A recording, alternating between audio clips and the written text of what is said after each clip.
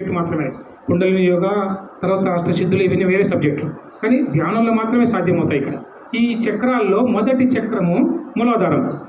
ఎప్పుడైతే మూలాధార చక్రం యాక్టివేట్ అవుతుందో అప్పుడు నీలో ఉన్న ఎలాంటి జబ్బులైనా సరే బయటకు వస్తాయి. ధ్యానంలో కూర్చున్నప్పుడు చాలామందికి శరీరం బరువెక్కుతుంది. కొంచెం మందికి ఊపిరితిత్తుల ప్రాబ్లం ఉంటే ఆయాసం వచ్చేస్తుంది. కొంతమందికి తల భారమై బరువెక్కుతుంది, తల నొప్పి వచ్చేస్తుంది. మరికొంతమందికి నొప్పులు భయంకరంగా మొదలవుతాయి. సార్ బాగా చెప్తున్నావు, ధ్యానంలో అన్నీ పోతాయండి కదా, మరి ఇవేంటివి అంటే ఈ యొక్క బ్లాక్స్, నీ యొక్క చక్రాలలో నాడుల్లో బ్లాక్స్ ఏర్పడతాయి. ఎప్పుడైతే ఈ బ్లాక్స్ తొలగించడానికి ఏ మందు లేదు. అందుకోసం పెద్దలు పూర్వీకులు ఒక మాట చెప్పేవాళ్ళు, మనోవ్యాధికి మందు లేదు రానేవాళ్ళు. సూక్ష్మమైన విషయాలు ఇవి. దీన్ని ఎలాబరేట్ సబ్జెక్ట్ తీసుకొచ్చినప్పుడు విస్తృతమైన సబ్జెక్ట్ ఇచ్చారు ఇక్కడ. అంటే మనోవ్యాధికి మందు లేదురా అనేవాళ్ళు పెద్దలు గొప్పగా విషయాలు తెలియనప్పుడు, అంటే ఈ సాధన లేనప్పుడు. సాధన అయితే ఎప్పుడైతే వచ్చిందో మనోవ్యాధికి మందు ధ్యానం. క్లియర్? మనోవ్యాధికి మందు ధ్యానం. ఈ మూలాధార చక్రం నీకు ఎప్పుడైతే యాక్టివేట్ అవుతుందో కొన్ని యొక్క మూలాధార సంబంధించిన జబ్బులు వస్తాయి. అవి వచ్చిన తర్వాత ఆ మూలాధార చక్రం యాక్టివేట్ అయిపోతే, ఎప్పుడైతే మూలాధార చక్రం యాక్టివేట్ అవుతుందో నీకు భూమిపైన అధికారం వస్తుంది. నేను సప్తఋషులు, ఏగులు, అవధూతులు, ఈ కాసిరెడ్డి నాయన ఇలాంటి అవధూతులు వచ్చాడు ఎంతోమంది, మీకు ఇంక్లూడింగ్ మన ప్రతినిధితో కలుపుకొని కూడా. ఇలాంటి ఎందుకు ఇలా అద్భుతంగా వాళ్ళు రాణించారంటే ఇవి యాక్టివేట్ అయిపోతాయి వాళ్ళకి. ఎప్పుడైతే మూలాధార చక్రం యాక్టివేట్ అవుతుందో మొదట నీకు భూమిపైన అధికారం వస్తుంది. మూలాధారం తర్వాత స్వాధిష్టానం. మూలాధార చక్రం అనేది యానస్లో ఉంటుంది. యానస్ అంటే కింది భాగంలో, గుద్ద భాగంలో మూలాధార చక్రం ఉంటుంది. మూలాధార చక్రం స్వాధిష్టానం nothing but gall bladder, urine bladder. అంటే మూలాధారం అంటే యూరిన్ బ్లాడర్ కింద ఉంటుంది. మూలాధారం తర్వాత స్వాధిష్టానం యూరిన్ బ్లాడర్ దగ్గర ఉంటుంది, అంటే మూత్ర సంచి దగ్గర ఉంటుంది. ఎప్పుడైతే నీకు స్వాధిష్టానం, మూత్ర సంచి అంటే జలం, నేను ఇక్కడ చెప్పే సబ్జెక్టు ప్రతి పదాన్ని వింటేనే అర్థమవుతుంది. ఇక్కడ ప్రతి పదాన్ని వింటేనే సబ్జెక్ట్ అర్థమవుతుంది. ఈ మూలాధారం తర్వాత స్వాధిష్టానం యూరిన్ బ్లాడర్ దగ్గర ఉంటుంది. యూరిన్ బ్లాడర్ అంటే మూత్ర సంచి.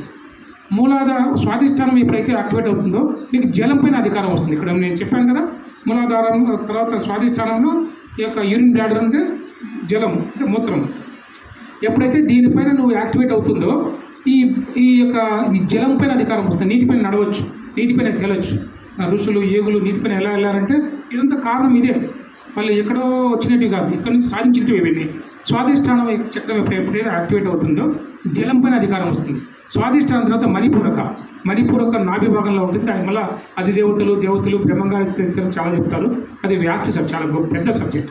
ఇది అర్థమైతే చాలు. మనం మణిపూరక చక్రం యాక్టివేట్ అవుతే అక్కడ నీకు ఆహారం పైన అధికారం వస్తుంది. నువ్వు అరణ్యంలో కూర్చున్నా నీకు ఆహారం నీ ముంగిటికి వస్తుంది. ఎక్కడో దారిన పోయే బాటసారి నీకు ఆకలి సమయంలో తీసుకొచ్చి ఆహారం ఇచ్చిపోతాడు, నీకు ఇచ్చి వెళ్ళిపోతాడు అంతే. అతను ఎవరో తెలియదు, నీకు సంబంధం కూడా ఉండదు. అలా మణిపూరక చక్రం యాక్టివేట్ అయితే నీకు ఆహారం పైన అధికారం వస్తుంది. మణిపూరకం తర్వాత అనాహత. ఎప్పుడైతే అనాహత చక్రం యాక్టివేట్ అవుతుందో, పుట్టపర్తి సాయిబాబా ఎక్కువ ప్రాక్టీస్ చేసినంత అనాహత చక్రం పైన ప్రాక్టీస్ చేశాడు. ఆయన అనాహత చక్రాన్ని ఫేస్ చేశాడు. ఎప్పుడైతే అనాహత చక్రం యాక్టివేట్ అవుతుందో ప్రేమతత్వం వస్తుంది. సర్వ జీవరాశిలో నువ్వు ప్రేమను చూస్తావు. ప్రతి ఒక్కరిలో ప్రేమతత్వం వస్తుంది. ప్రతి ఒక్కరిని చూస్తేనే మన ఆప్యాయత, అనురాగాలు వస్తాయి. ఈ ప్రేమతత్వం యాక్టివేట్ అయితే అది అనాహత చక్రం. అనాహత చక్రం తర్వాత విశుద్ధ చక్రం నథింగ్ బట్ థైరాయిడ్ గ్లాండ్. అంటే థైరాయిడ్ గ్లాండ్ మనకి ఇక్కడే ఉంటుంది. ఎప్పుడైతే విశుద్ధ చక్రం యాక్టివేట్ అవుతుందో, మనకు రాజమౌళి సినిమాలో చెప్పినట్టు రామకృష్ణ, నీ మాటే శాసనం. ఎప్పుడైతే విశుద్ధ చక్రం యాక్టివేట్ అవుతుందో నీ మాట, నువ్వు ఎక్కడ ఏం మాట్లాడినా అది ఫలిస్తుంది. ఫర్ ఎగ్జాంపుల్ ఈరోజు క్లాస్ తీసుకుంటావు అంతే, అలా స్థాయికి వెళ్ళిపోతావు. అది ప్రాక్టీస్లో వస్తుంది. ఎప్పుడైతే ఈ చక్రము విశుద్ధ చక్రం యాక్టివేట్ అయిపోతుందో నీ మాటే శాసనం. నెక్స్ట్ ఆజ్ఞా చక్రం. ఎప్పుడైతే ఆజ్ఞా చక్రం యాక్టివేట్ అవుతుందో విశ్వంతో నువ్వు కనెక్ట్ అయిపోతావు. ఈ విశ్వాంతరాల్లో ఏం జరుగుతున్నాయో నీకు తెలిసిపోతాయి. కూర్చున్న వెంటనే ఎక్కడ ఏం జరుగుతుందో కూడా ఆ స్థితికి వెళ్ళిపోతావు. ధ్యానంలోకి వెళ్ళిన తర్వాత ఆ స్థితిలోకి వెళ్తావు. మళ్ళీ నీ నోటి నుంచి మాటలు వచ్చేస్తాయి, అలవకగా కొన్ని మాటలు వచ్చేస్తాయి. ఎక్కడ ఏం జరుగుతుందో తెలిసిపోతుంది. అది ఆజ్ఞాచక్రం. నెక్స్ట్ సహస్రారకి ఆజ్ఞానికి దగ్గర సంబంధం ఉంటుంది. ఇది pineal gland, this pituitary gland. Scientific proved ఇది. ఈ యొక్క పిట్యూటరీ గ్లాండ్ సహస్రార చక్రం అంటే దళం. ఈ దళం ఎప్పుడైతే యాక్టివేట్ అవుతుందో విశ్వం నీతో కనెక్ట్ అవుతుంది.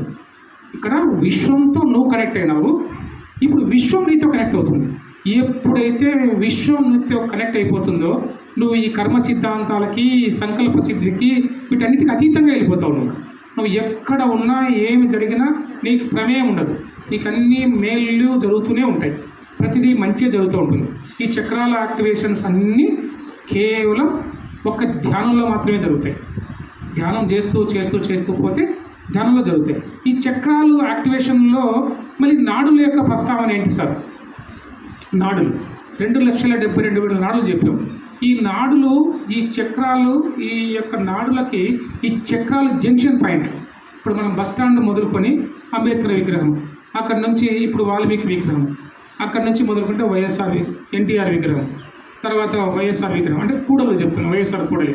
అక్కడ నుంచి వెళ్తే టవర్ క్లాక్, అంటే ఈ గడియారం, టవర్ క్లాక్ సర్కిల్ మనం అనంతపురం. ఇది వచ్చేసి మనకి Ashok pillar equal to tower clock లాగా ఉంటుంది కాబట్టి అది ఐడియా.